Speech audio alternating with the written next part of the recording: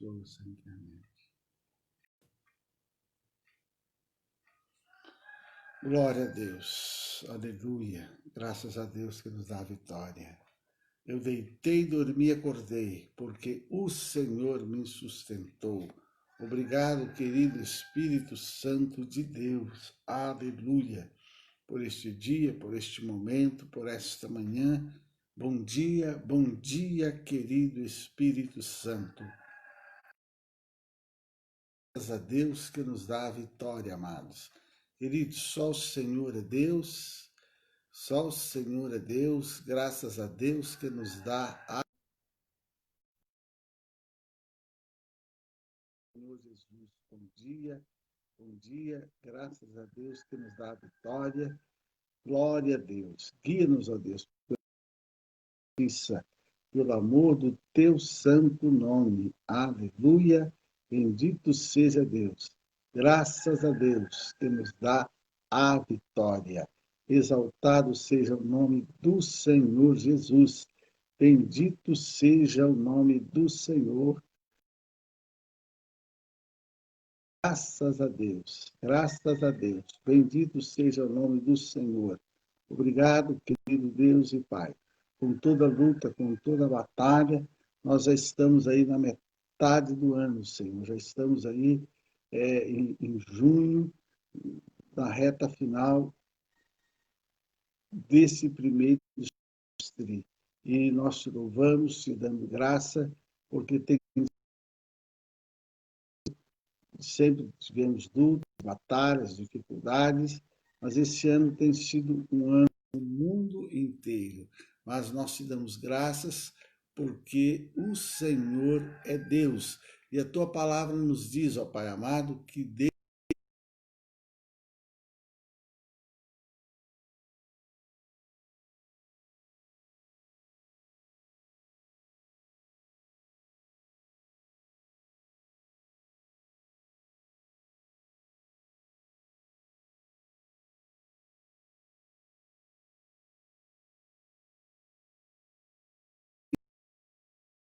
seja conhecido diante de Deus as vossas súplicas, petições, ação de graça, e teu servo Paulo diz que a paz de Deus, que excede o entendimento do homem, guardará o nosso coração. Então, Senhor, eu te peço, venha guardar o nosso coração, venha guardar o nosso coração, venha guardar o nosso coração.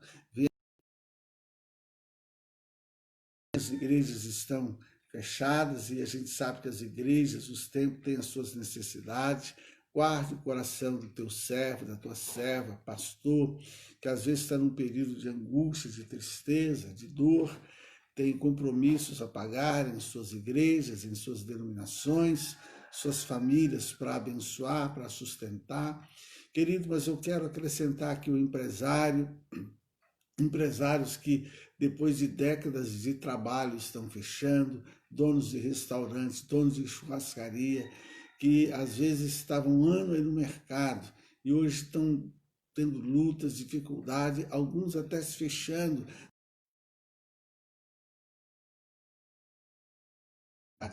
Então, meu Pai, eu peço a tua misericórdia, em nome do Senhor Jesus.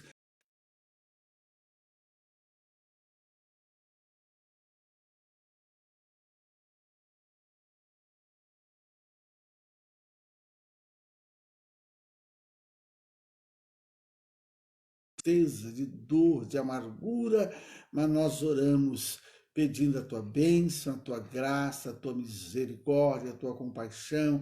É promessa da tua palavra que o povo do Senhor que chama pelo teu nome se humilhar, se orar, se arrepender dos pecados, se buscar a tua face, o Senhor vai ouvir do céu, o Senhor vai sarar a terra.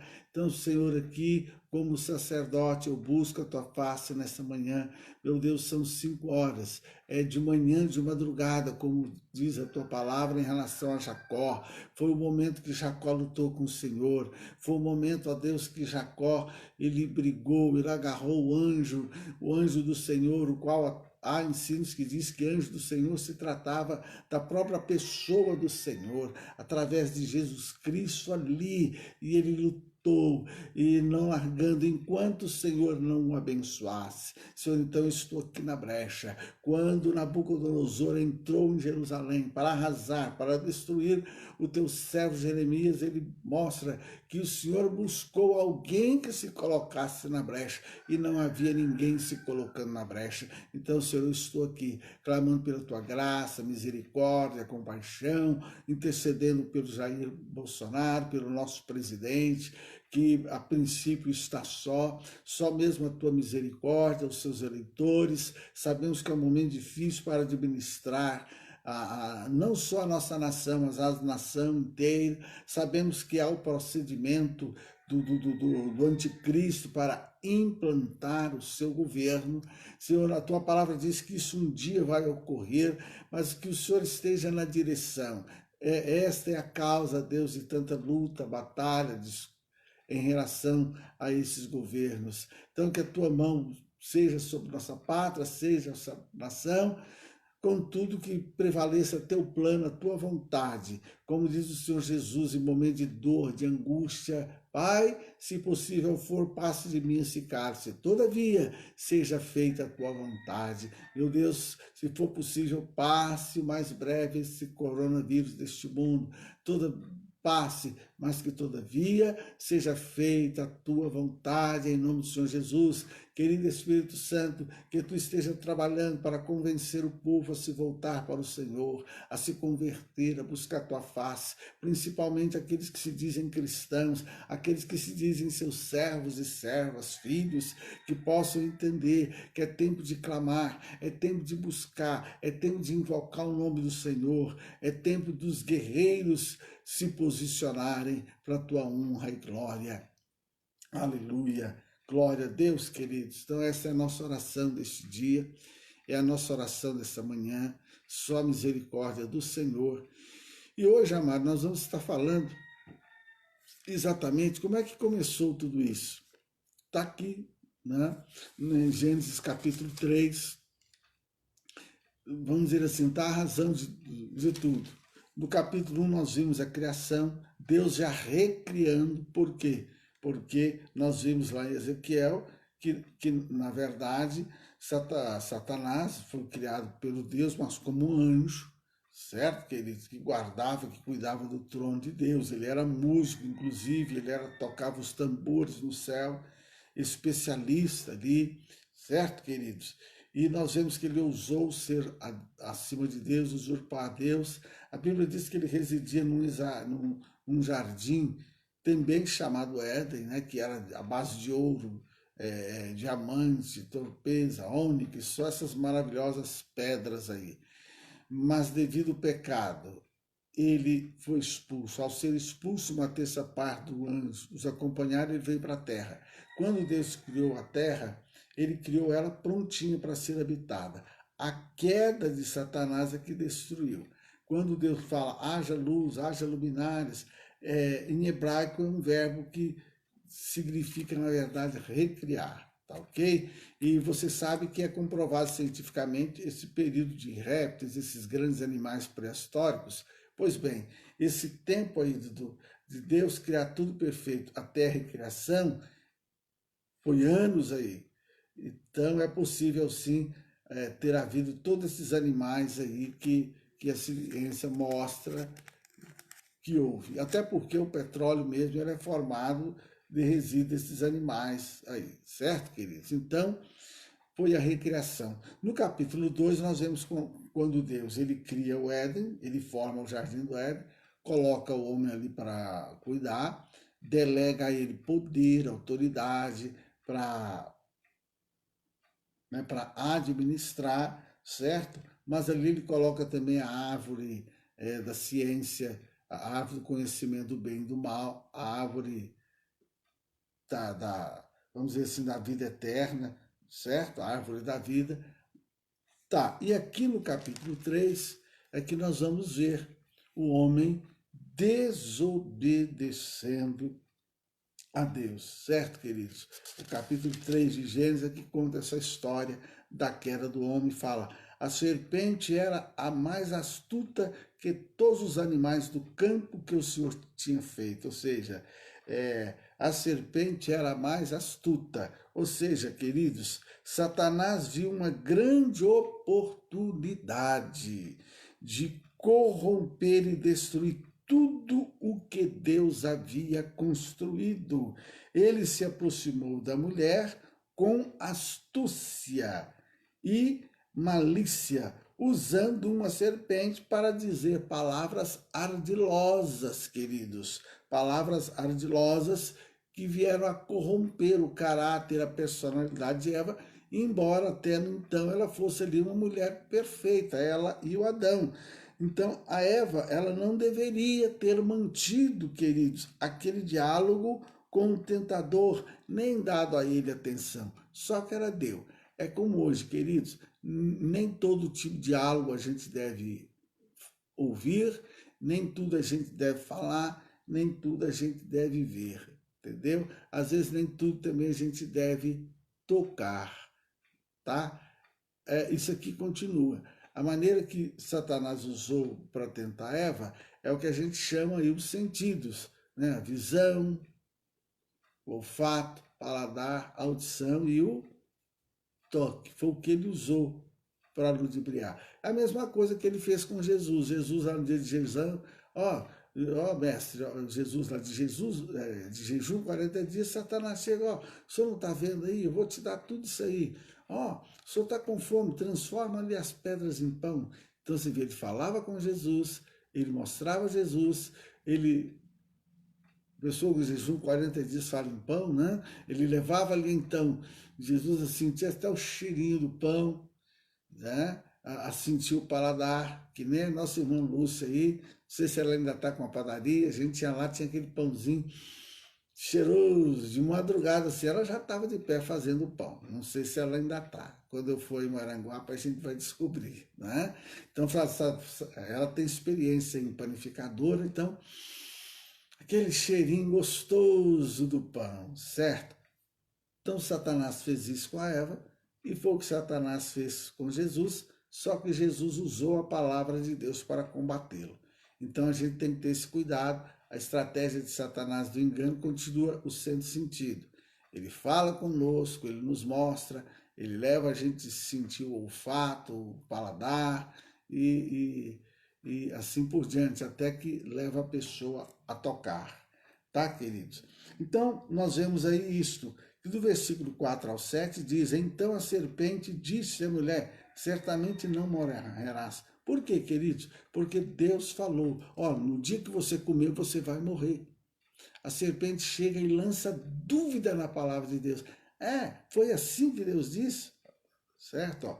E disse a mulher à serpente, do fruto da árvore do jardim comeremos, mas do fruto da árvore que está no meio do jardim, disse Deus, não comereis dela, nem nele tocareis para que não... olha como é que é as coisas. Deus disse que não comesse, porque iria morrer. Se eles quisessem tocar, pegar, brincar, chutar, julgar... Mas a própria Eva, ela já distorce a palavra de Deus. Ela fala assim, e nem nele tocareis. Então você está vendo aí como é que é a coisa, certo? Porque o Senhor Deus, ele cria e fala, fez brotar da terra a árvore e o conhecimento do bem e do mal, né? Capítulo 2:9, saía um rio do Éden para regar o jardim, dali se dividia, se tornava em 4 braços, para o nome do rio e tal, e assim por diante. Mas o Senhor Deus, no versículo 7, 2:17, Gênesis 2:17, mas da árvore do conhecimento do bem e do mal, dela não comerás, porque no dia em que dela comeres, certamente morrerás. A Eva diz, ele falou que não é nem para tocar, então ela já distorceu aí a palavra de Deus. Aí vem a serpente disse à mulher, certamente não morrerás. Deus disse, certamente morrerás. A serpente disse, certamente não morrerás. Então, queridos, você vê aí, a serpente disse à mulher, assim como a fé nasce de Deus, queridos, a dúvida nasce do diabo, certo? Este, né, Satanás, semeou a dúvida no coração de Eva e a convenceu de que nem ela nem Adão sofreriam. Entendeu, queridos? É o que eu li lá. Deus falou, você não coma, você vai sofrer, você vai morrer. A serpente, certamente você não vai morrer. E Deus disse, certamente você vai morrer. A serpente, certamente não morrerás. Então, querido, foi assim que Satanás trabalhou. É assim que ele continua trabalhando hoje, lançando dúvidas. A Bíblia é um livro que tem aí uma série de promessas. Satanás trabalha lançando. Olha, Deus é o Deus que sara. Aí você ouve muitas mensagens. Não, não é bem assim. Deus é o Deus que abre porta. Não, não é bem assim. E por aí vai. Certo, queridos? E por aí vai. Ora, Deus dá poder. Ele te enche do Espírito Santo. Ele te batiza com o Espírito Santo. Não, não é bem assim. E, certo? Não vos embriagueis com vinho onde há contenda, mas enchei-vos do Espírito Santo. Não é bem assim. E por aí vai, irmãos. Ele vai lançando a dúvida. A palavra afirma, traga o dízimo à casa do Senhor para que haja mantimento. Olha, eu vou repreender o devorador na sua vida. Não é bem. Então, queridos, vai. Muitas vezes há até muitos pregadores que pregam já lançando ali aquela dúvida. Se você for escutar, às vezes, a doutrina de cada igreja, você vai entender que para você ser salvo, tem que estar naquela igreja. Grande parte das igrejas faz isso. Eu louvo a Deus porque essa não é a visão da igreja quadrangular. A igreja quadrangular visa o reino de Deus. É por isso que muitas pessoas que congregam na quadrangular, às vezes um dia sai e ela tem condições de congregar em qualquer igreja. Porque o alvo da quadrangular não é levar as pessoas ao fanatismo. E muitos ministérios hoje visam isso. Quer dizer, se você não tiver ali, não fizer o que está na doutrina deles, então você está fora, você não vai ser salvo. Certo, amados? Nós temos que pregar o reino de Deus. O reino de Deus. Então, queridos, Satanás trabalhou lançando dúvida. Quantas pessoas estão desviadas? Porque um dia alguém lançou dúvida. Ela estava na igreja dela, servindo a Deus, ela começa a ouvir um programa aqui, um ali, ouve um pregador aqui, outro pregador ali, passa alguém na porta dela, bate palma, alguém que nunca orou por ela, nunca intercedeu, nunca fez nada pela salvação dela. Você está naquela igreja ali? Que bom que você converteu. Mas... Às vezes a pessoa chega ali na porta, mas... E vem esse mas. Então, amados, a gente tem que ter cuidado até com o diálogo. Tem muita gente aí com a sua fé cheia de dúvidas por causa de conversas, diálogo que teve, que tem, que mantém, tá? E assim por diante. Quantas pessoas têm caído aí no adultério, etc, etc, porque um papinho aqui, um papinho ali, uma conversinha aqui, outra conversinha ali, quando vê, já foi. Então, é muito importante. Era um diálogo que não era para Eva manter. Ela manteve, veio a consequência. Certo? O 3:10, disse, ouvi a tua voz soar no jardim, temi, porque estava nu e escondi. Deus tinha comunhão com Adão. Todo dia, na viração do dia, Deus passeava ali, em espírito, porque o Adão ele foi criado semelhante a Deus em espírito. Então, em espírito, ele tinha essa comunhão. É como hoje, é no nosso espírito que nós temos comunhão com Deus. É no nosso espírito que nós temos sonhos, visão, que Deus fala conosco, que Deus revela, que Deus mostra, que Deus nos instrui. Tem que ter vida espiritual com Deus. E o Adão, ele tinha essa vida espiritual com Deus. Quando ele pecou, ele se escondeu. Como é que você está aí? Como é que você sabe que você está nu? Como é que você sabe? Porque antes disso, Adão ele era inocente. Mas agora ele tinha ciência. Ele se escondeu de Deus. Eu temi. Por quê, queridos? Porque o pecado fez com que Adão e Eva tivessem os olhos abertos para o mal. Assim deixaram de sentir à vontade na presença de Deus e passaram a ter dúvida e medo no lugar da tranquilidade e segurança. Quanto mais a pessoa peca, quanto mais ela se afasta de Deus, mais ela se entrega à dúvida, à maldade. Quanto mais você se aproxima de Deus, mais você passa de ter medo, tá? E assim por diante. A pessoa vai deixando, quanto mais próximo de Deus, mais o medo vai ficando de lado, o medo, a dúvida e etc. Então tenha intimidade com Deus. Depois, a gente vê a passividade de Adão, a 3:12, ó. Então disse Adão, a mulher que me deste, ou seja, ele não assume a culpa, ele joga na mulher e em Deus. A mulher que tu me deste, como quem lá diz, se o Senhor não tivesse me dado mulher, estava tudo bem, estava tudo tranquilo aqui. Então nós vemos aí, queridos, a passividade dele, tá? Esse grave problema evidenciado na primeira família da terra tem se perpetuado até nos dias de hoje. Ele foi passivo, ele não aceitou. Eu sou o chefe da casa, eu errei, o meu lar está mal, meu casamento está mal, a culpa é minha. Ele, como homem, tinha que ter tomado essa postura. Ele, não, a culpa foi da mulher que o Senhor me deu. Depois, 13, nós vemos aí a Eva. Disse o Senhor Deus à mulher, por que fizesse isso? A serpente. Então, Adão, o que Adão falou? A mulher, foi a mulher. O que a mulher falou? Foi a serpente. Queridos, o homem, o Senhor Jesus, se referiu ao diabo como mentiroso e pai da mentira, em João 8,44. Ele é o pai da mentira. E eles foram na onda. Ele age tanto dentro quanto fora das igrejas.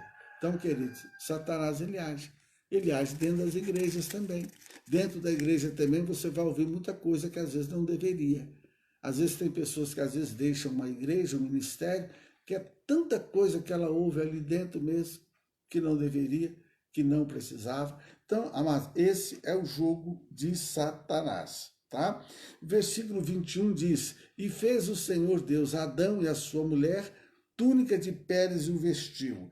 Os sacrifícios e as ofertas passaram a vigorar após a queda do homem, queridos. Isso significa que ele só voltaria a ter acesso à presença de Deus e seria aceito por ele se realizasse o sacrifício de animais. Porque Adão e Eva, eles pegaram uma folha, eles pegaram folha e fizeram as roupas. A Eva fez as 2 peças dela, o Adão pegou as folhas, fez uma peça lá para baixo. Isso aí, queridos, representa os recursos humanos para querer se aproximar de Deus. Os recursos do homem para querer resolver o seu problema de pecado. Deus matou um animal e fez a veste para eles. Olha, a veste é essa, tem que ter sacrifício. Por isso que a Bíblia diz que Jesus Cristo é o Cordeiro de Deus que tira o pecado do mundo.